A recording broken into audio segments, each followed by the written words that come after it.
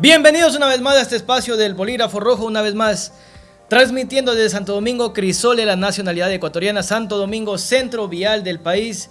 Una vez más, desde aquí, de este estudio de Saracay Televisión y del programa El Bolígrafo Rojo, gracias a ustedes, amigos televidentes, por estar sintonizando este programa. Gracias, como siempre. Agradezco a las marcas y auspicios que hacen posible este espacio del Bolígrafo Rojo. Gracias a Camisería Inglesa, con la mejor indumentaria formal para caballero. Ve a Camisería Inglesa si quiere lucir como todo un caballero, y así como estoy yo, con corbata, camiseta, pantalón, camisa, zapatos, para lucir como todo un caballero en cualquier ocasión. De igual manera agradezco a Gimnasio Panamericano. Esculpe tu cuerpo, sé mejor cada día, ten una buena salud física y mental yendo a Gimnasio Panamericano, con el mejor ambiente entre compañeros, las mejores máquinas más modernas, un ambiente aseado, limpio en Gimnasio Panamericano. También con escuela de Taekwondo para jóvenes y niños que da clases del profesor Joaquín Reascos en Gimnasio Panamericano. Agradezco también a Galería Calzado de Autor Jorge Bishop. Las mejores prendas de accesorios para mujer están en Galería de la marca Jorge Bishop. Eso está aquí en la Río Lelia, a pocos pasos de la Fibeca. No dude en ir para allá si usted, dama, señorita, señora, quiere lucir elegante en cualquier evento formal, de ética, y resaltar. No dude en ir a esta tienda maravillosa de Jorge Bishop. En el programa del día de hoy vamos a estar hablando acerca de la situación económica del país. El país, a partir de que el gobierno de Daniel Noboa tomó la batuta del poder, ha hecho algunos cambios significativos en el ámbito de la seguridad. Algo ha mejorado. Ahora se ve que otra vez están saliendo videos de extorsiones, de matanzas en Manta recién. Sin número de videos. Entonces la seguridad está volviendo a tomar el campo. Pero en este programa no vamos a hablar de la inseguridad, sino de la economía, que también es otro de los temas que nos tiene jodidos, como decimos acá en la costa, en Santo Domingo, nos tiene fregados, porque tenemos una deuda enorme con el FMI. Ahora estamos pidiendo otro desembolso de dinero. Pero para hablar de estos temas más a profundidad, yo quiero invitar, y he invitado a este espacio del Bolígrafo Rojo, a un experto en la economía. Él fue profesor, o es profesor, vamos a preguntárselo ahora, de la Universidad San Francisco de Quito, la USFQ, para lo cual doy la bienvenida al profesor. Bienvenido, Luis Espinosa Godet. Lo tenemos en... Hola, buenas, encantado de estar con ustedes. La verdad es que un placer estar aquí. La última vez que le chequeé todavía no me habían despedido, así que sigo siendo profesor de la Universidad San Francisco de Quito. Ok, sigue siendo profesor. Decir que es llamativo, usted sabe, todos los auspiciantes que ha anunciado. Evidentemente yo solo podría ser usuario de Camisería porque no he ido al gimnasio ni hago taekwondo, pero ellos mismos, esas pequeñas empresas que son las que están luchándola en el Ecuador, son las que mejor nos podrían decir cómo está la economía, que como bien ha dicho usted, está fregada y poco más hay que añadir a eso. Pero profesor, vamos un poquito más atrás para que la gente conozca el trasfondo de la persona que tenemos aquí enfrente. Usted llega al Ecuador hace unos 10 años atrás, usted me corregirá, pero usted llegó inicialmente a Puerto Viejo. Yo vi en una entrevista que usted llegó a Puerto Viejo y usted decía, chuta, llegó de noche, me parece, ¿no? No sabía, porque al siguiente día amanece y usted ve todos los techos de zinc y no se imaginó, no sabía el lugar al que había venido. ¿Cuál fue la razón que lo hizo venir acá a un lugar que no conocía, el Ecuador, y especialmente Puerto Viejo? Bueno, yo llegué el 15 de septiembre del 2012 a Puerto Viejo, capital del Manabí, donde empecé a dar clase en la Universidad Técnica de Manabí. ¿Y por qué llegué? Bueno, por un poco afán de aventura. Quería conocer otras cosas. Yo siempre he querido ser profesor de universidad, es mi vocación y lo disfruto mucho, y se me abrió una oportunidad de empezar a dar clases en la UTM y ahí empecé hace ya 12 años, si no me equivoco, y sí que fue bastante impactante, ¿no? Porque lo que yo conocía del Ecuador o lo que yo conocía de Puerto Viejo hace 12 años era bastante poco. La experiencia de haber vivido aquí espero que me haya servido para aprender algunas otras cosas. Pero, ¿por qué venir a Puerto Viejo? ¿Por qué no irse a Buenos Aires, a Florida o a Quito? Pero ¿por qué llegó justamente a Puerto Viejo? ¿Cuál fue la razón que lo hizo llegar a Puerto Viejo? Bueno, en la vida uno no elige exactamente lo que termina haciendo, ¿no? Yo soy muy liberal, pero soy consciente que el azar o la fortuna juega un papel importante en la vida, el destino, podríamos decir. Básicamente porque la oferta de trabajo que me surgió en aquel entonces estaba en Madrid, feliz en Madrid, pero no trabajando de profesor de universidad, sí trabajando, pero no en la universidad, y la oportunidad que me surgió fue en Puerto Viejo. Yo dije que sí porque me hacía feliz intentarlo y ahí que me fui, ¿no? La vida es así, luego tampoco tengo muy claro por qué terminé en Quito, vine aquí a dar alguna charla, alguna conferencia, me ofrecieron una oportunidad de trabajo, acepté y lleva para 10 años que soy profesor aquí en la San Francisco de Quito, muy feliz en Quito. La vida va dando muchas vueltas, ¿no? Al menos una alrededor del sol cada año y una alrededor de sí mismo cada día. Eso hacen muchas.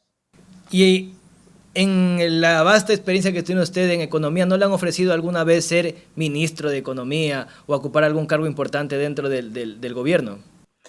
Bueno, la verdad es que nunca he tenido una propuesta formal o una propuesta seria de entrar a gobierno y creo que, aunque la hubiese tenido, no la hubiese aceptado. Por varios motivos. En primer lugar, porque creo que hay que distinguir un poco es la labor del académico, del divulgador, del investigador o del profesor, que es un lado, y la otra es la labor del político, del ejecutor. No digo que estos dos mundos no puedan estar conectados, no digo que no se pueda ir de uno a otro, pero yo me siento muy cómodo en el uno, muy incómodo en el otro. Pero es que además creo que los problemas económicos del Ecuador no son problemas que se resuelven ni con un mandato, ni con un ministro, ni con una voluntad. Son problemas estructurales que requieren de un plan articulado, decidido, de gobierno a medio y a largo plazo. Es decir, entrar a ser asesor de ministro, viceministro o ministro simplemente durante un tiempo, sí, no hay un plan articulado con una mayoría de gobierno que se puedan implementar cambios reales, al final te condenas simplemente a lo que está en la mayor parte de los ministros de Ecuador, que es a intentar equilibrar el presupuesto para pagar para el semestre que viene o para el año que viene. Pero no hay para hacer reformas estructurales profundas. Por desgracia, en el gobierno de Lasso, con Creo, sí que parecía que había un plan, no había una mayoría, pero había un plan, oportunidad perfectamente desaprovechada porque apenas hubo reformas estructurales y a día de hoy no veo nada que nos lleve a pensar que puede haber un plan de gobierno. Y no es cuestión de una persona, de una personalidad, de un presidente o de un ministro. Es cuestión de reformas estructurales del país que requieren de mucho más que de una persona. Pero entonces económicamente estábamos mejor con Lazo que con Daniel Noboa. ¿Piensa usted así? No, por desgracia, no creo que con Lasso se mejorase la situación sustancialmente con respecto a Moreno y no creo que con Noboa se está mejorando la situación sustancialmente que con respecto a Lasso. La realidad es la que es y vamos a decir los datos. Desde el año 2014 el Ecuador no ha crecido en términos de PIB per cápita. Desde el año 2014, eso no lleva ya a tener una década. Luego, por tanto, no ha crecido en términos de PIB per cápita en una década. Pero lo que es peor todavía, no ha habido reformas estructurales que nos permitan creer que Ecuador vaya a crecer, porque el crecimiento económico no es un milagro, no es algo que viene de la nada. El crecimiento económico es resultado de unas estructuras, de unas instituciones, de unas leyes, de una sociedad, de una educación, de una infraestructura. Es el resultado del trabajo bien hecho. Y por desgracia en Ecuador no ha cambiado nada. Puedo destacar del gobierno de Lasso el acuerdo comercial con China, eso sí fue un importante paso adelante, pero poquito más. No hubo reformas estructurales importantes del gobierno de Moreno.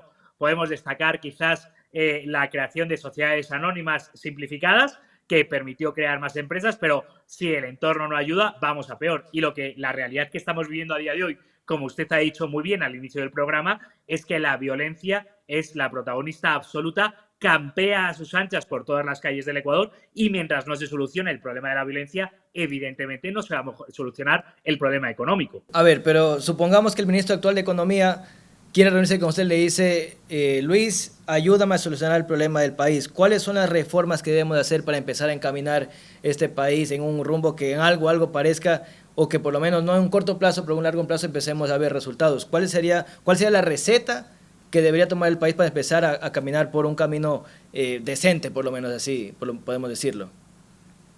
aunque a mí y a mi ego nos gustaría pensarlo, no es que yo sea un genio que tiene las grandes soluciones. Creo que hay un consenso, creo que somos muchos los economistas que estamos apuntando en la misma dirección. Desde el Instituto Ecuatoriano de Economía Política con las 5 reformas, los profesores de la Universidad de San Francisco de Quito de Economía con la propuesta de reducción del gasto público, y le puedo decir 5 aspectos bastante simples. Primero, hay que reducir el gasto público ineficiente. Mientras el Estado gaste mucho más de lo que ingresa, el presupuesto no se va a equilibrar nunca. Por tanto, hay que reducir el gasto público. Y no puede ser que desde el Ministerio, desde el Gobierno, se nos diga, oh, no se puede reducir el gasto. Todos conocemos gasto público ineficiente, todos conocemos puestos de funcionarios que no aportan nada, todos conocemos trámites que sobran, todos conocemos despilfarro público. Hay que reducir el despilfarro público. ¿En cuánto? En un 5-10% del gasto actual para poder al menos equilibrar el presupuesto. Segundo, hay que garantizar la seguridad en el Ecuador, la seguridad física y la seguridad jurídica. De la seguridad física no voy a hablar, de la seguridad jurídica porque es evidente y todos lo conocemos. La seguridad jurídica lo que quiere decir es que necesitamos que las normas sean claras. Hay que simplificar las normas del IES, hay que simplificar las normas del SRI, hay que simplificar... En algo hubiese ayudado la cuarta pregunta, o la quinta era sobre el arbitraje internacional, para ayudar en este ámbito. Por supuesto que era necesario e imprescindible. Ninguna medida por sí sola es la panacea. Ninguna medida por sí sola va a mejorar toda la economía del país. Pero evidentemente el arbitraje internacional iba en la dirección de implementar más seguridad jurídica en el Ecuador. Por varias absurdas razones mal explicadas, los ecuatorianos han votado que no, y la consecuencia de eso es que habrá menos inversión extranjera directa. Lo que quiere decir es que habrá menos empresas extranjeras que vendrán a Ecuador a invertir, a aportar capital, a contratar a empleados. Y eso tiene consecuencias, porque 2/3 partes de los ecuatorianos no tienen empleo adecuado. Y si no hay inversión extranjera, lo seguirán sin tener. Un compañero de trabajo decía, esta semana que hablaba yo con él, me decía, pero ¿para qué quieres que vengan inversores extranjeros si es que una persona invierte, una persona en cualquier negocio pequeño invierte $10,000, espera recuperar el doble por lo menos, $20,000 tiene que sacar? Entonces esta persona decía, ¿para qué quieres que las empresas vengan si lo que van a hacer es sacarse el dinero? Si aquí ponen 10, después van a llevarse 20. ¿Qué respuesta le daría usted a este compañero? Divina paciencia que tiene usted para escuchar a los compañeros con argumentos tan absurdos, porque por ese mismo argumento, ¿para qué ninguna empresa va a invertir en el país? Porque si alguien se crea una cafetería, aunque sea dentro del país, invierte 10.000 y espera generar 20.000. Entonces, que no invierta 10.000 porque no espera generar. Precisamente lo que espera generar es lo que crea riqueza en el país, porque en el camino entre que invierte 10.000 y genera 20.000, se ha generado empleo, se ha suministrado a los suministradores, se ha dado empleo a los suministradores, se ha dado servicio a los clientes, se ha generado riqueza. Esa es la definición de riqueza. ¿O qué quiere usted? ¿Que el que invierta 10.000 pierda 5.000 y se quede solo con 5.000? ¿Que quiebren las empresas? ¿Ese es el plan? Eso es absurdo. Evidentemente, lo que queremos es que vengan inversores extranjeros que generen utilidad, que se vayan con más utilidad, porque en el camino lo que han generado es valor. Y ese valor quiere decir generar empleo, dar a los clientes lo que quieren y generar utilidades también para los proveedores. Ese es el proceso de mercado. Lo contrario es un absurdo completo. Espero que usted tenga paciencia para repasar los conocimientos básicos de colegio con sus compañeros de trabajo. Sí, un compañero de trabajo que, está justo aquí abajo en la primera planta y va a ver ese programa el día domingo. Ahora, el primer punto que usted decía respecto a bajar el gasto público, esto significa entonces despedir a un pocotón de gente que tenemos en el IES, en CENEL, que de paso son corruptos, que se están llevando la plata y están haciendo cosas en perjuicio del país, pero los despedimos, sí, bacán. El gobierno deja de gastar, pero en cambio tenemos después 250,000 desempleados en el país. ¿Y cómo absorbemos esto? Esa masa de personas desempleadas. Vamos por orden. Usted ha empezado nombrando a los corruptos y a los vagos. ¿De verdad alguien cree que una economía, que un país, que una familia, que una empresa, que alguien razonable puede salir adelante pagando a corruptos y a vagos? Por definición, es evidente que el que no es productivo, el que es un vago o un corrupto, debe salir del empleo. Por ejemplo, como usted muy bien dice, los del CENEL cobran 5 veces más que el salario medio de los ecuatorianos. Y usted dirá, bueno, si cobran tanto es porque ofrecen un excelente servicio. En Ecuador tenemos una energía eléctrica de calidad y maravillosa. No, tenemos apagones, porque mientras habría graves deficiencias en el servicio de electricidad, estos empleados tan bien pagados, estos pipones paniaguados, callaban. Oiga, pues a lo mejor es justo que igual que los ciudadanos nos hemos quedado sin electricidad por su ineficiencia, ellos se queden sin empleo por su ineficiencia y empecemos a limpiar las empresas públicas llenas de salarios injustificados y pagos injustificados y además ineficiencias y además corrupción. Ahora bien, 2/3 partes de ecuatorianos no tienen empleo adecuado. Claro que es que necesitamos empezar a mejorar, que haya más empleo adecuado, pero ojo, para todos, no solo para unos pocos privilegiados que cobran del Estado, mientras los demás pagamos impuestos para mantenerles sin que sean productivos. ¿Y qué tenemos que hacer para que haya más empleo para todos? Primero, reducir el gasto público para equilibrarlo y no cobrar tantos impuestos. Luego, facilitar la llegada de empresas al país a través de la seguridad, a través del contrato por horas, a través de la facilidad para la inversión, a través de la seguridad jurídica, a través de la seguridad política y no haya tanta incertidumbre. Pero ojo, para todos, porque aquí no hay privilegios, aquí no hay coronas de como yo trabajo para el Estado, yo tengo derecho a cobrar 5 veces más que la media y todos los demás pagando y callando y pagando impuestos para mantenerme a mí. No, oiga, no, aquí no hay coronas. Pero, ¿qué opina usted de entonces los que dicen que hay un cierto sector de la población, especialmente los izquierdosos, que dicen es como para ellos una mala palabra decir la palabra privatización? ¿Podríamos entonces privatizar la salud, la educación, la electricidad o la producción de la extracción de petróleo y las refinerías? Sí. Vamos a ver, creo que hay que distinguir, porque parece que cuando se dice privatización, quiere decir privatizar la salud, quiere decir que no haya salud universal, es decir, que los ciudadanos no tengan derecho a la salud o a un sistema de salud. ¿Cuál es la realidad?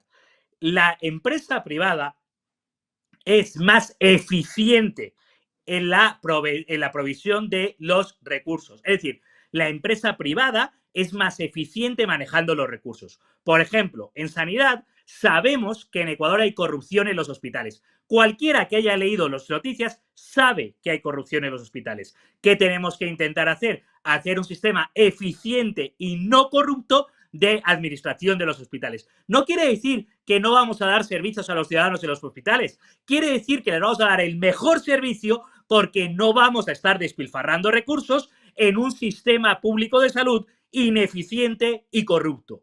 Ineficiente y corrupto si empezamos a contabilizar la corrupción que es pública y notoria, la contratación de medicinas y los escándalos que son públicos y notorios, aquellos que están trabajando y cobrando pero que no cumplen todas las horas que deberían estar cumpliendo en el sistema público, que es público y notorio, todo eso que se podría hacer más eficiente. Podría ser mucho más eficiente que tener una empresa pública como Ecuador, que es un pozo sin fondo de perder plata, que es un pozo sin fondo de salarios injustificados, que es un pozo sin fondo de corrupción. Cualquiera que haya leído las noticias en Ecuador sabe que Petroecuador y el sistema petrolero es un pozo sin fondo de corrupción. ¿Cómo podemos solucionar esto? Haciéndolo privado y que sea mucho más eficiente y mucho más sometido al escrutinio público. Eso tenemos que empezar a hacerlo. No es que queramos dejar a los ciudadanos sin salud, es justo lo contrario. Queremos que los ciudadanos tengan un mucho mejor sistema de salud. Ok, vamos a ir a la primera pausa comercial. Profesor, le digo profesor porque usted, aunque no me ha dado clases a mí nunca porque yo estudié en la UDLA, no en la San Francisco, pero tengo una compañera mía que sí recibía clases de usted, no sé si la recuerda, se llama Meilín Beresoto, estudiante de Economía de la San Francisco. Al regresar de la pausa comercial quiero que hablemos si es que, en su opinión, se podría implementar la misma receta que está aplicando Milei en Argentina para poderla implementar aquí en el Ecuador, si es que esto nos ayudaría. ¿Y qué opina usted también de paso del presidente argentino Javier Milei? Entonces vamos a la pausa comercial, amigos televidentes, y ya regresamos. Regresamos de la pausa comercial, amigos televidentes. Estamos con el profesor Luis Espinosa Godet hablando sobre economía, cómo levantamos la economía del país, que está muy maltrecha, muy golpeada a partir del 2014, que empezó a bajar el precio del petróleo, que era lo que nos tenía en alza y en prosperidad, no porque hayamos tenido un buen presidente, que muchas personas piensan que pues Correa era el que nos tenía, con Correa las cosas estaban mejor, dice la gente, ¿no? Pero no era por eso, amigo correísta, era porque el petróleo estaba en un buen momento. Entonces, yo le preguntaba antes de ir a la pausa comercial, profesor, ¿qué opina usted acerca, antes de preguntar sobre las medidas económicas, qué opina usted como persona, como político, como libertario, sobre Javier Milei? ¿Qué opina usted de él? Bueno, yo tengo que reconocer que estoy francamente y gratamente sorprendido por la figura de Milei. Milei es fruto de la corrupción kirchnerista y del desastre del socialismo del siglo XXI en Argentina durante décadas. Milei es un economista excelentemente bien formado, que ha leído los grandes clásicos de la literatura económica y de la literatura económica liberal, al maestro Huerta de Soto, a Mises, a Hayek. Los ha leído, los conoce y los trabaja bien. Y Milei es una figura excéntrica, extravagante, que ha logrado ganar las elecciones, suscitar democráticamente el apoyo del 56% de los argentinos que estaban completamente hartos del desastre económico que era el socialismo del siglo XXI, que era el kirchnerismo y en el que dejó a Argentina. Y sorprendentemente llegó a la presidencia y sorprendentemente en los primeros 6 meses de gobierno, más o menos lleva el mismo tiempo que Noboa, ha sido capaz de reducir el gasto público, de reducir la inflación y de empezar a enderezar las cuentas públicas.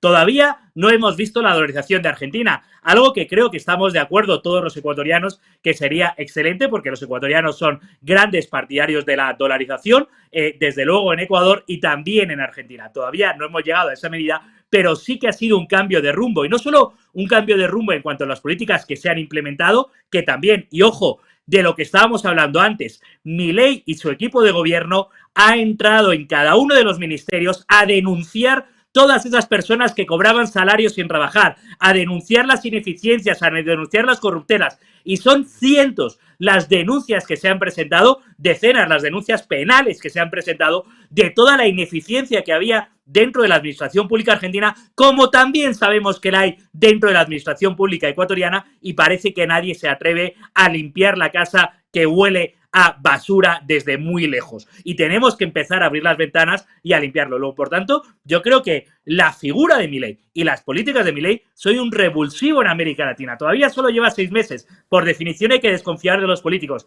pero desde luego está haciendo gran parte de lo que era necesario hacer. ¿Y cuál es la diferencia, profesor, usted que es experto en economía, es profesor, entre los keynesianos y los hayekesianos? Es el otro bando, digamos así, que en las teorías económicas. ¿Cuál es la diferencia entre el uno y el otro? Se supone que ambos, de lo que he leído, ambos son de una ideología de libre mercado, más o menos lo que entiendo, y quisiera que usted nos aclare este tema. Bueno, esta pregunta es un poco, si ya sabes cómo me pongo, ¿para qué me preguntas? Porque yo soy orgullosamente profesor de Historia del Pensamiento Económico y es precisamente esto lo que me dedico a enseñar a mis queridos alumnos, como su amiga. Y en este caso, vamos a ver, los dos, Keynes y Hayek, son dos economistas de los años 30 del siglo XX, es decir, hace ya casi un siglo que seguimos teniendo este debate. Por cierto, hay un rap que se llama Rap Keynes-Hayek, que les recomiendo mucho porque resume este debate muy bien y muy definitivo. Lo que vienen a decir los keynesianos es que para que la economía salga adelante, lo que necesitamos es el gasto público. Que el gobierno puede gastar el dinero y que ese gasto del dinero hará que la economía empiece a circular. Lo que dicen los hayekianos es no. El gasto público es una solución de corto plazo. Para el largo plazo necesitamos inversión de las empresas privadas, necesitamos crecimiento económico real, creación de valor, productividad, comercio internacional. Por tanto, el gasto público sí en el corto plazo parece que funciona, pero en el largo plazo arruina a los países. ¿Qué es lo que pasó aquí en el Ecuador en los primeros años de Rafael Correa? Exactamente. Es que lo bonito de la historia del pensamiento económico es que este debate que tuvieron, bueno, un austriaco, pero luego inglés y un inglés en Inglaterra hace casi un siglo, es básicamente el mismo debate que podemos estar teniendo a día de hoy. Esto explotó a partir del crack del 29, ¿verdad? La discusión entre estos dos economistas, claro, a partir de la caída de la bolsa. Ellos dos ya estaban en disputa porque tenían dos perspectivas distintas, pero a partir del crack del 29 fue cuando empezaron a ver cómo se podía sacar la economía. Ojo, hay un dato interesante. Sin embargo, cuando vino la Segunda Guerra Mundial y había que luchar contra los nazis, los dos se unieron para asesorar al gobierno de Inglaterra. Tenían opiniones distintas, pero sí que se unieron, supieron colaborar ante un mal mayor. Pero lo que ellos concebían de la economía, aquellas estructuras de corto plazo, de largo plazo, sigue siendo el problema actual. Que, ojo, hace referencia a la pregunta que usted me hizo anteriormente. Puede ser que despedir empleados públicos ineficientes genere más desempleo en el corto plazo, pero en el largo plazo genera más crecimiento económico porque mejora la economía de todos, que no tenemos que estar pagando impuestos para pagar salarios que no producen nada. Ok, perfecto. Entonces, regresemos a la receta que está implementando Milei en Argentina.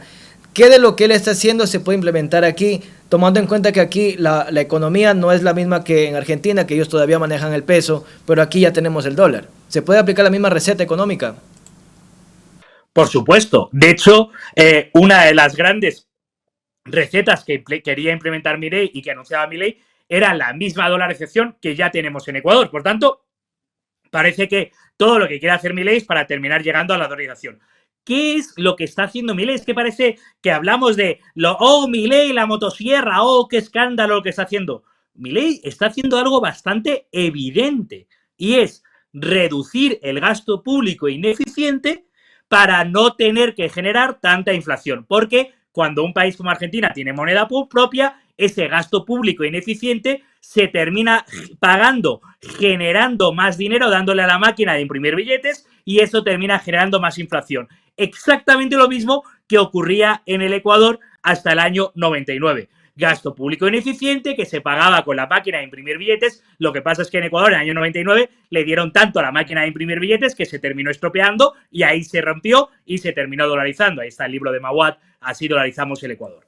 Ahora bien, ¿qué se puede aplicar parecido en Ecuador? Algo que es bastante sencillo y que además no entiendo por qué parece que es como un debate muy complicado, porque la inmensa mayor parte de los ciudadanos están de acuerdo. Hay que reducir el gasto público ineficiente y todos podemos concordar cuál es gasto público ineficiente. Hay cientos de millones de dólares que se gastan en pendejadas de los impuestos de todos y no se gastan en lo importante. Y tenemos que centrar el gasto en lo importante porque no tenemos plata para gastarla en pendejadas. Son lujos que no nos podemos permitir. Es bastante evidente. ¿Y hay que entrar con una motosierra a reducir ministerios? Pues probablemente sí. Hombre, no con una motosierra literal, pero sí que hay que entrar de manera radical. Como dice su mismo programa, con el bolígrafo rojo. Tenemos que entrar con el bolígrafo rojo tachando todos los ministerios, todos los viceministerios, todos los empleos públicos que sobran, que son ineficientes y no aportan valor.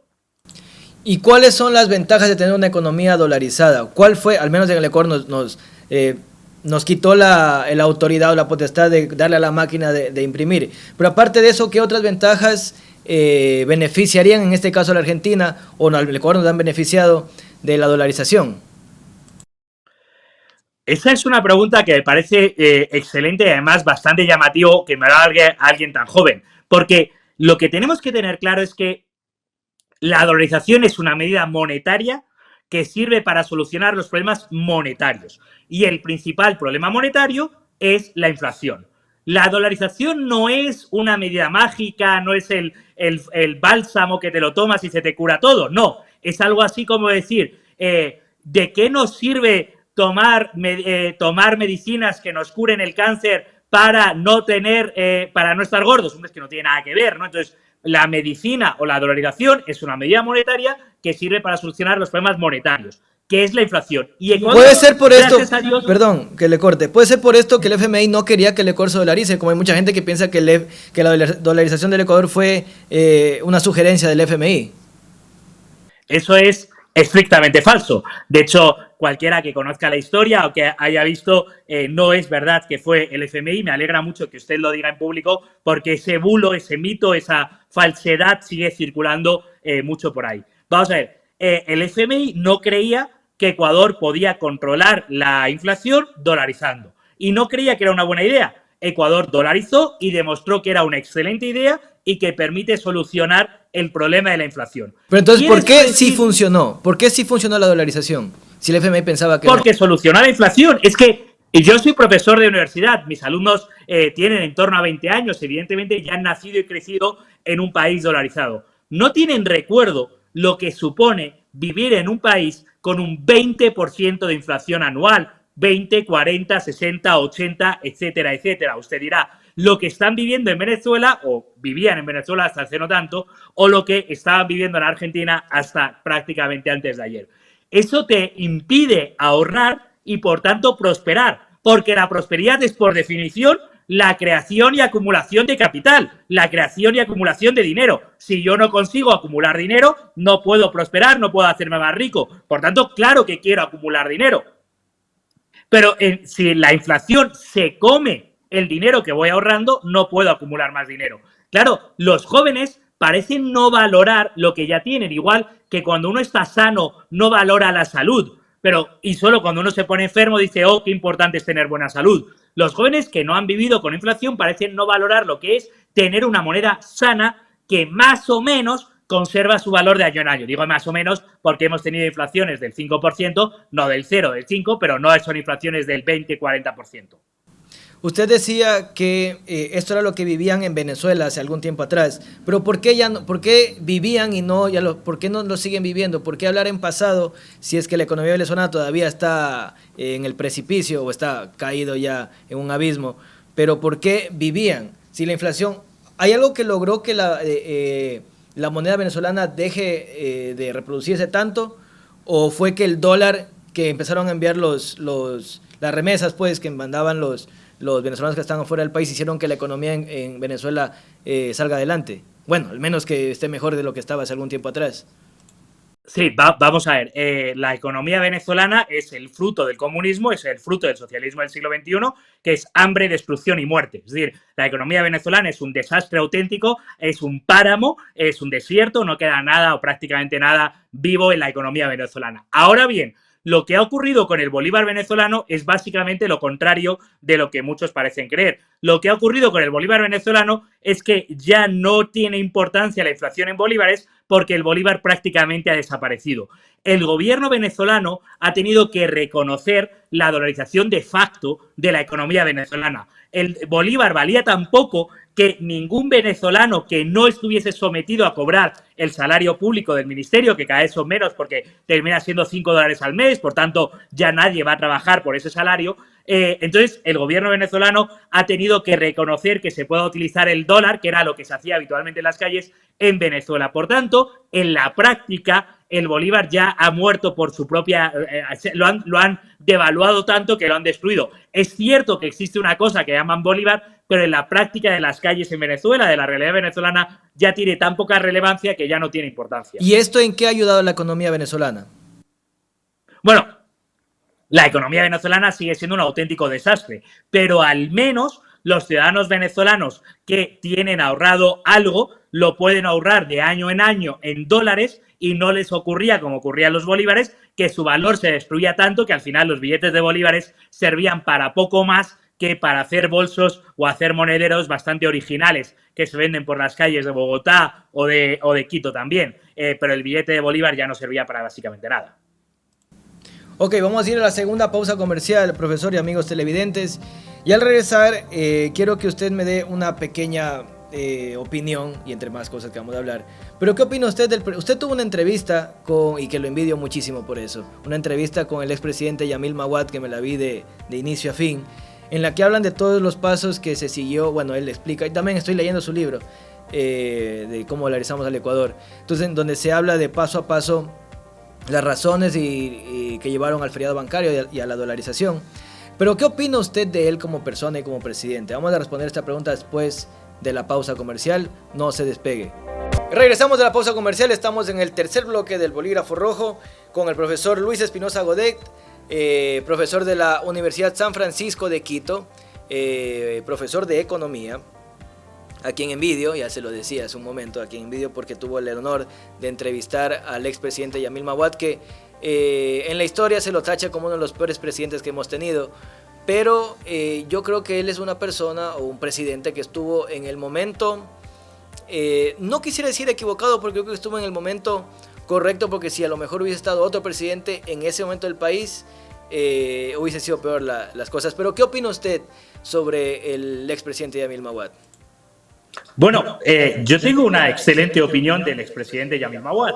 En primer lugar, porque no creo que sea fundamentado ninguna de las acusaciones de corrupción que se le ha hecho. Y en segundo lugar, porque hay que señalar que el presidente Yamil Mahuad estuvo básicamente unos 15 meses en la presidencia, desde agosto del 98 hasta enero del 2000, y en esos 15 meses comenzó firmando la paz y salió firmando la prosperidad. La paz en la guerra con el Perú, que me parece un gran logro de cualquier presidente, lograr una paz honrosa y duradera. De hecho, ahora mismo se están cumpliendo, el año pasado supieron 25 años de la firma de la paz con el Perú, y salió firmando la prosperidad, que la prosperidad quiero decir la dolarización, que ha sido la mejor medida económica que se ha tomado en la historia del Ecuador. Eso quiere decir que todas las decisiones que hizo, que todo lo que era el presidente Mahuad me parece encomiable. No, como toda persona y como todo político hay mucho que someter a crítica, pero desde luego no es el peor presidente de la historia del Ecuador, ni muchísimo menos. Esa competencia está muy reñida y desde luego en 15 meses lograr la paz y la dolarización me parecen dos grandes logros. Y cambiando de tema, ¿qué opina usted sobre los que dicen, cambiando totalmente de tema, me fui ya para otro lado, hablando del nuevo orden mundial, China está pasando a Estados Unidos? ¿Cree usted que en el corto plazo, o al menos 5, 10, 15 años, China por fin logre superar a Estados Unidos económicamente y ser la potencia mundial en el primer puesto después de, por abajo de Estados Unidos?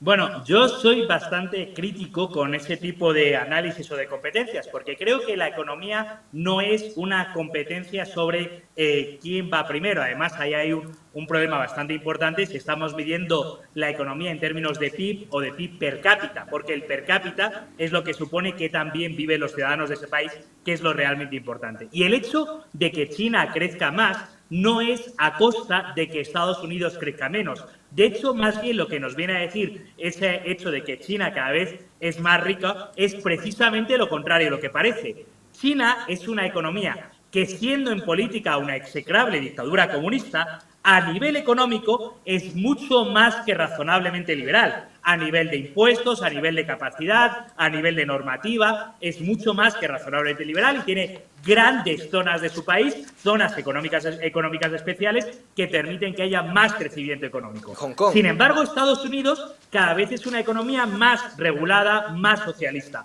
En Estados Unidos cada vez hay más impuestos, más imposiciones, más trabas, más dificultad para hacer negocios. Y eso se ve reflejado en que China cada vez crece más y Estados Unidos cada vez crece menos. Y eso es un problema, sobre todo para los propios norteamericanos, que no consiguen vivir cada vez mejor. Por eso cada vez hay más cabreo dentro de la sociedad norteamericana. Ok, ahora hablemos un poco sobre ideología.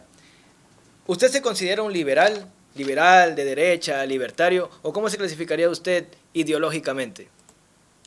Bueno, a mí me gusta decir que yo soy un joven libertario llegando a señor conservador a pasos agigantados. Es decir, yo soy liberal en el sentido de que creo que tenemos que otorgar el máximo grado de libertad posible, pero también soy conservador en el sentido de que creo que hay ciertos valores que es bueno conservar en nuestra sociedad. O también dicho, pertenezco a lo que Pedro Herrero, un pensador español, llama la no izquierda. Yo, desde luego, no soy de izquierdas y no soy woke postmoderno, por tanto, soy anti-woke postmodernos de la no izquierda.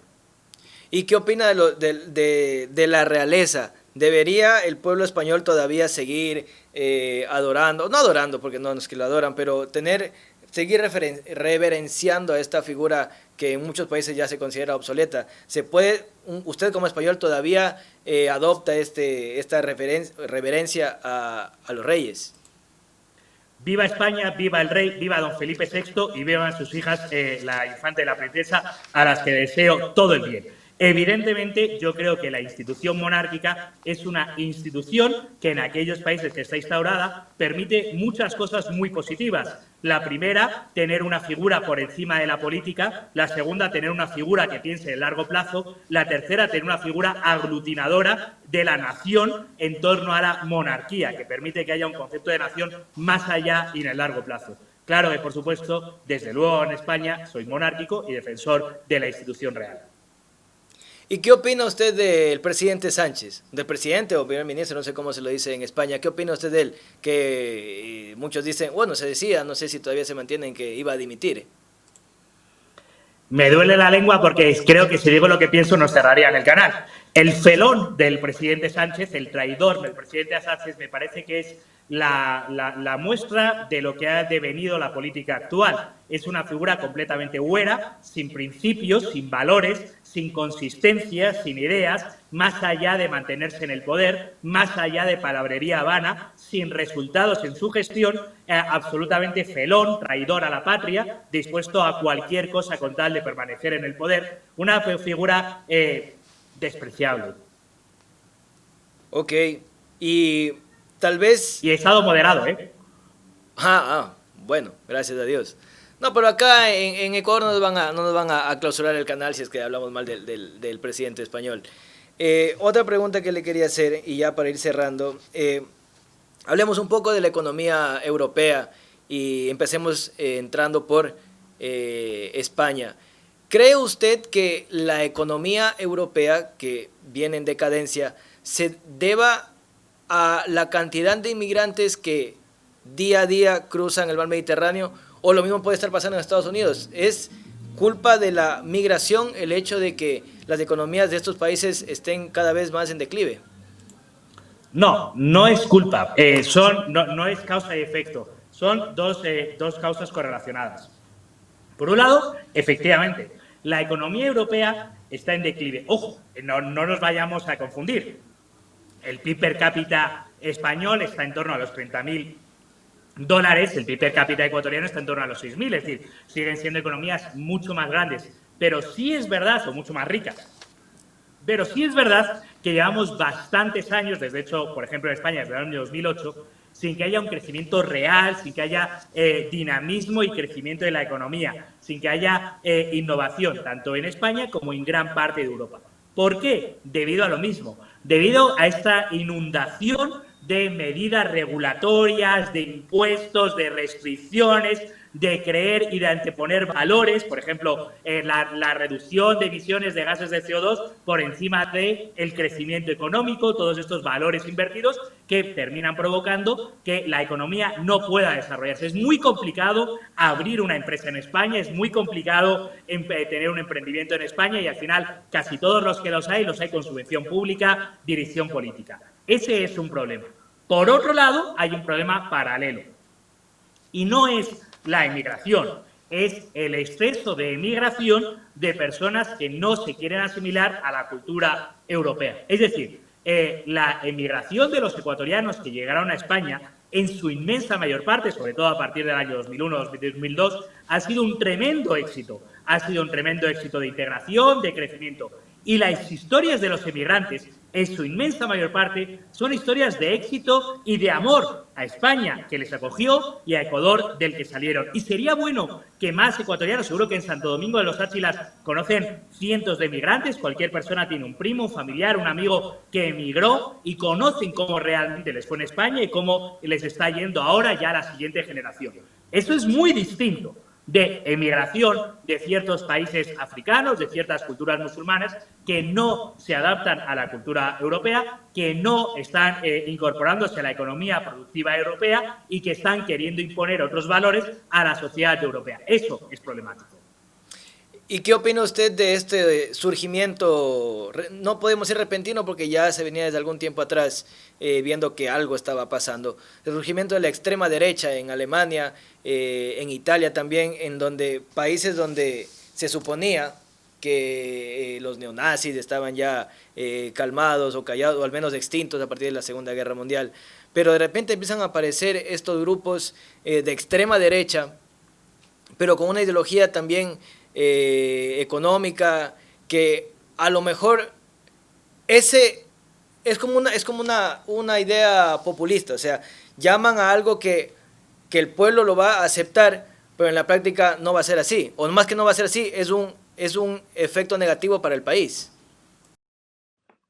Bueno, la verdad es que extrema derecha me parece que es un concepto bastante vacío y que casi solo sirve para criticar a todo aquello que no nos gusta. Y dentro de extrema derecha se está incluyendo desde Trump hasta Milei desde Bukele hasta Meloni, desde Vox hasta Le Pen. Y evidentemente son cada una de estas ideologías son ideologías bastante distintas. Yo, más que extrema derecha, lo que podríamos decirle es una derecha reaccionaria o la reacción de la derecha. Creo que sería la mejor. ¿En qué sentido la reacción de la derecha? Frente al consenso socialdemócrata, que era en lo que vivíamos habitualmente, esas cosas no se pueden decir, eso no se puede comentar, de eso mejor no hablar. Hay algunas personas que han dicho, oye, nosotros queremos empezar a hablar de estas cosas, queremos empezar. Y en todos los países de Europa y en gran parte de los países de América Latina han surgido líderes que están empezando a decir, oiga, no estamos de acuerdo. ¿Y qué tienen en común todos ellos? La reacción.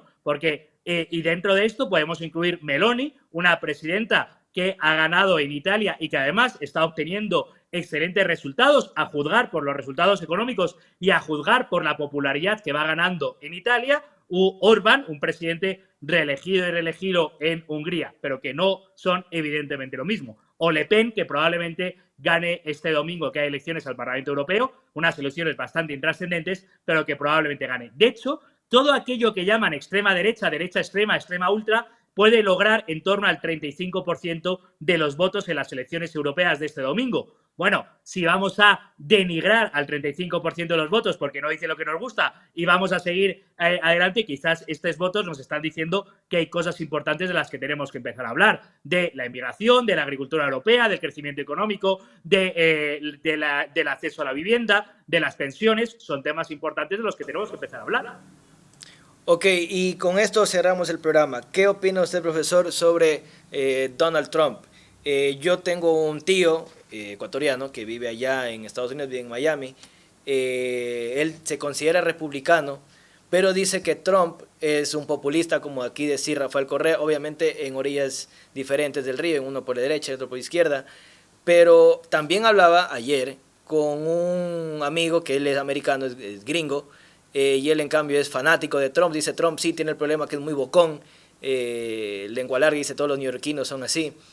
Pero ¿usted qué opina de Donald Trump? ¿Sería un buen presidente para Estados Unidos o viene a ser como dicen algunos, que puede ser el anticristo o el malvado que va a destruir el mundo y empezar la Tercera Guerra Mundial? De hecho, me llama bastante la atención cómo plantea usted la pregunta, porque Trump ya ha sido presidente de Estados Unidos. Fue presidente de Estados Unidos durante 4 años.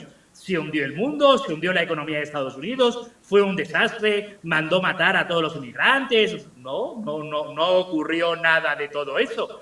Tampoco fue tan maravilloso presidente, tan excelente presidente como él mismo, sus partidarios nos quieren hacer creer. Pero desde luego no fue esa especie de fantasma o de monstruo que nos pintan y que nos quieren hacer creer que va a llegar a la presidencia. La pregunta no es esa. La pregunta es, aquí solo hay 2 alternativas, o Trump o Biden. Porque así es la política. La política no es elegir lo ideal, la política es elegir el menor de los males. Y eso es muy distinto. Y desde luego Trump no ha sido ni el peor presidente de Estados Unidos, ni tan pésimo presidente como sus enemigos lo pintan. De hecho, de lo único que parece que se le puede acusar ahora es de haber falsificado los libros de contabilidad para encubrir que se había acostado con una prostituta. Oiga, a mí no me parece la persona más envidiable. No, si yo fuese su esposa, probablemente no estaría muy contento con la situación, pero ha sido presidente 4 años, no fue tal desastre. Ok, excelente. Con esto, profesor, nos despedimos y espero tenerle una próxima ocasión aquí en el programa. Ojalá presencialmente aquí en Santo Domingo o para viajar a Quito y seguir hablando acerca de temas económicos, liberales y lo que está pasando en el acontecer, no solo nacional, sino mundial. Despidámonos, profesor, con un último mensaje a la ciudadanía de Santo Domingo y del país que nos está viendo. Un abrazo muy fuerte a Santo Domingo de los Áchilas, que como usted muy bien ha dicho al principio, es el centro neurálgico del Ecuador, el centro logístico del Ecuador, y esto puede ser una excelente oportunidad de crecimiento que ojalá se pueda aprovechar para generar más empleo. Ok, nos vemos la próxima semana, amigos televidentes. Un gusto. Esto fue El Bolígrafo Rojo.